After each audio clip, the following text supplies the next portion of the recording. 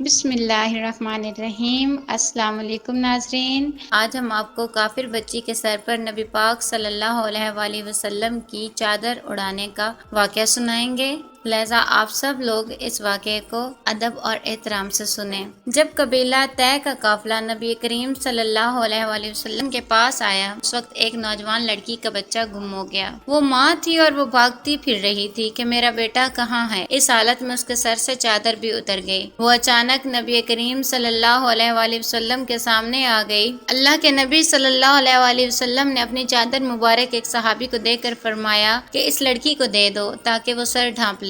وہ صحابی کہتے ہیں، اے اللہ کے نبی صلی اللہ علیہ وآلہ وسلم، وہ تو ایک کافر کی بیٹی ہے۔ نبی کریم صلی اللہ علیہ وآلہ وسلم نے فرمایا، اگرچہ کافر کی بیٹی ہے مگر بیٹی تو ہے۔